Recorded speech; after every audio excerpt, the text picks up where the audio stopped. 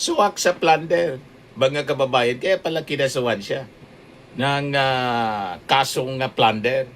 Pasok na pasok, mga kababayan, yung ginawang pagtanggap ni Marcoleta ng 75 million pesos na donation.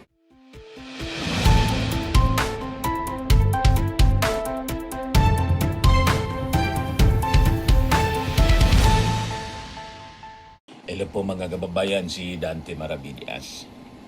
Si Marcoleta, rimati pala talaga itong si Marcoleta sa kasong plunder. Base ito mga kababayan sa naging paliwanag ni Fiscal AJ. Ito, i-share ko sa inyo mga kababayan. Itong naging paliwanag, legal explainer by Fiscal AJ. Talaga niya, Mr. Maravillas, pinahamak ni Marcoleta sarili niya. Dumaldal kasi, hindi man siya tinatanong ng tungkol sa donation. Pinahamak mga kababayan ni Marcoleta yung kanyang sarili. Yan tuloy, may plunder case. Tumanggap ng 75 million na donation. Pasok sa plunder pala talaga mga kababayan. Ayan sabi dito sa explainer po ni Fiscal AJ, ano niya yung plunder? Ang plunder yung pag-amas ng pera, 50 million plus, na ill-gotten wealth. Ibig sabihin ng ill-gotten wealth, yung pagkamal ng pera sa maling paraan. Yun yung ill-gotten. Ano pa yung definition ng plunder? Other than amassing 50 million plus ill-gotten wealth, series or combination of overt acts. Pasok pag ikaw isang public officer plus isang kasabwat na mula sa pribado. O ngayon, ang tanong, does plunder only involve government funds? Ang sagot, no. Basean niya sa section 1D. So paragraph 2, yung pagtanggap ng mga regalo, kickbacks from any person or entity by reason of office, pasok sa plunder, suwak sa plunder, mga kababayan. Kaya pala kinasuhan siya ng kasong plunder. Pasok na pasok mga kababayan yung ginawang pagtanggap ni Marcoleta ng 75 million pesos na donation. Yan malinaw yung paliwanag po ni Fiscal AJ. The law also punishes private individuals who conspire with a public officer in committing the offense. Simply po, plunder is not just a single corrupt act. It involves the accumulation of massive amount of ill-gotten wealth through multiple transactions or schemes. 3 beses pong tumanggap si Marcoleta, kaya naging 75 million yon. Yung 30 million mula kay Mike Defensor, kaya damay si Mike. Tapos yung dalawa pang donor niya, damay-damay mga kababayan sa kasong plunder. So paano niya nakocommit yung kasong plunder? Paliwanag ni AJ, Fiscal AJ. Una niya, the law requires several elements. Number 1, the accused is a public officer. Public officer po si Marcoleta. Or a private individual conspiring with a public officer. Pangalawa, the accused requires or accumulates ill-gotten wealth. Pangatlo, the ill-gotten wealth is obtained through a combination or series of overt or criminal acts. Pang-apat, the total value of the ill-gotten wealth reaches at least 50 million pesos. Sumobra pa. 75 million mga kababayan. Kaya laking sakit ng ulo ngayon ni Marcoleta dahil sa kanyang sariling kagagawan, pinahamak niya yung kanyang sarili kasi umamin siya.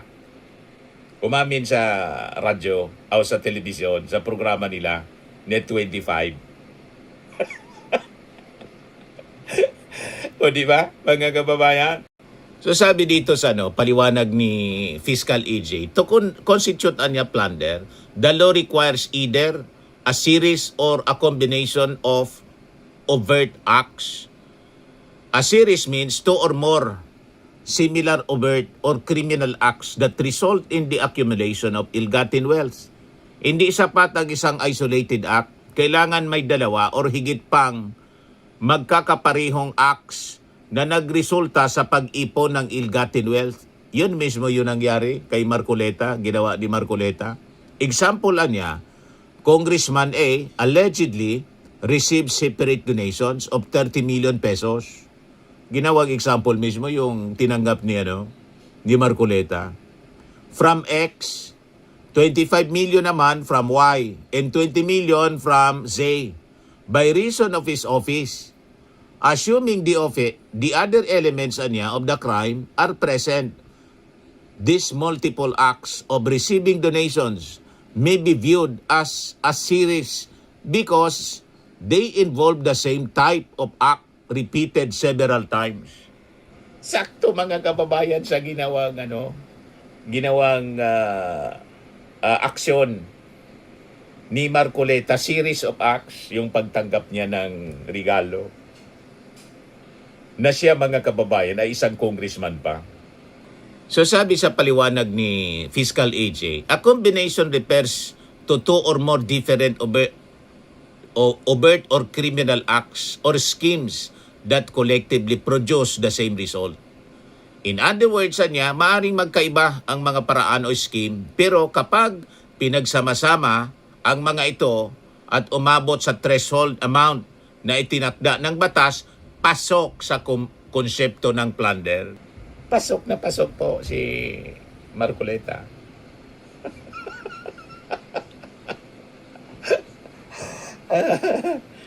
Pasok na pasok sa plunder. Example niya, Mayor X allegedly received 30 million in kickbacks from government contractors, misappropriated 25 million in public funds, and obtained 20 million in illegal benefits from a government transaction. Assuming the other elements of the crime are present, these different acts may constitute a combination because they involve different methods of acquiring ill-gotten wealth. So ngayon, yung tanong, does plunder only involve government funds? Ang sagot, no, hindi kailangan.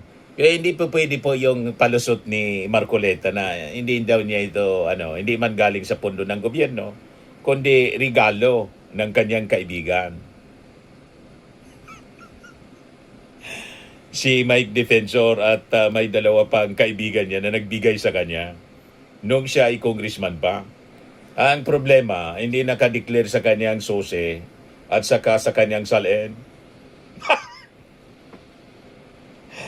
O di ba, mga kababayan? So hindi kailangan na pondo mula sa gobyerno.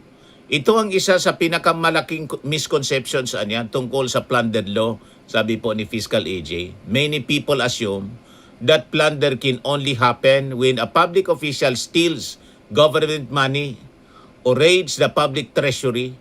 While that is certainly one of committing plunder, hindi doon nagtatapos ang batas.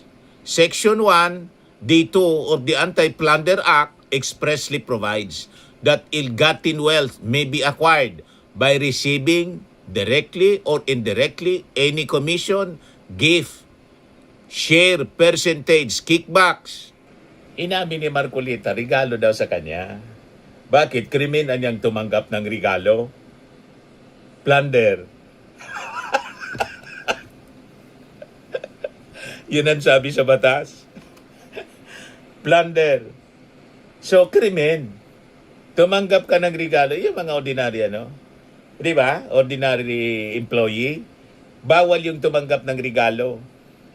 Mga kababayan, kahit Pasko. Galing sa, lalo na kung ang nagre-regalo may interes sa posisyon na kailangang mag-approve sa kung ano-anong mga bagay-bagay. Ayun, that is corruption. Mga kababayan, dito, Kasi malaki yung regalo, plunder, pasok, 75 million. Yan o, malinaw po. By receiving directly or indirectly any commission gift, share, percentage, kickbacks, or any other form of pecuniary benefit from any person and or entity in connection with any government contract or project by reason of the office or position of the public officer concerned. Sabi po ni Fiscal AJ, notice what the law says anya. The provision does not talk only about government funds. It specifically mentions commissions, gifts, ayan o, gifts, kickbacks, at iba pang mga pecuniary benefits na tinanggap mula sa sinumang tao and or entity. In other words, anya, the source of the money can be private individuals or private entities. Pasok na pasok si Mike Defensor, ex-congressman and ex-DNR secretary, na may negosyo mga kababayan sa mining. At iba pang mga business interest si Mike Defensor. Nasabi ni Mike Defensor, ni walaan niya akong hininging pabor, kundi yung hupya. Nagbigay sa din 30 million pesos na regalo kay Marcoleta in exchange of hupya. Naniwala kayo na hupya lang?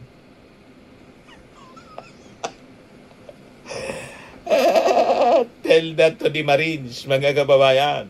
Kamahal po ng kapalit ng hupya. 30 million, mga kababayan, yung halaga ng hupya. So sabi dito, ang legal issue ay hindi lang kung saan nanggaling ang pera. The more important question is whether the money, gift, or benefit was received by reason of the office or position of the public officer. If that element is present, the law may treat such benefits as ill-gotten wealth. Ngayon ang tanong ganito, why is this relevant to the complaint against Senator Marcoleta? According to reports, the Ombudsman Field Investigation Bureau filed a plunder and indirect bribery complaints against Senator Marcoleta arising from his alleged receipt of 75 million pesos during his tenure as congressman.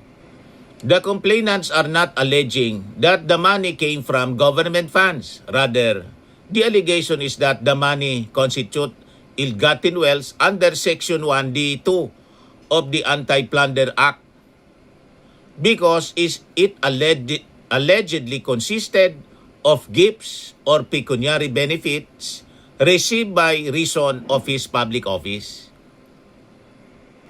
Reports indicate that the funds allegedly came from multiple individuals including Mike Defensor, Joseph Espirito, ito pa pala ang ibang kaibigan niya, and Aristotel Baloyot. Marcoleta himself reportedly acknowledged in public discussions that he received donations from friends. Ayon sa mga complainants, hindi ito simpleng isang beses na pagtanggap ng pera. Ang kanilang argumento ay mayroong multiple donations mula sa iba't ibang tao. Kapag pinagsama-sama ay umano'y bumubuo ng isang series of acts at umabot sa 50 million threshold na kailangan para sa plunder. Sumobra pa 75 million. This appears to be one of the key legal theories being invoked in the complaint filed against Senator Marcoleta. Tapos ngayon si Marcoleta, plunder yung kaso niya, mga kababayan. At yung plunder, non-bailable offense. So makukulong siya, mga kababayan. At sigurado, ang rason niya, kasi kaalyado siya ni Sara. Di ba? Political persecution na niya ito kasi kaalyado siya ng Duterte, pamilya Duterte. Ano tingin ninyo, mga kababayan? Bibenta ba, mga kababayan, yung depensa ni Marcoleta? Malaboan niya, Mr. Maravillas, yung depensa. Klarado niya yung batas sa plunder.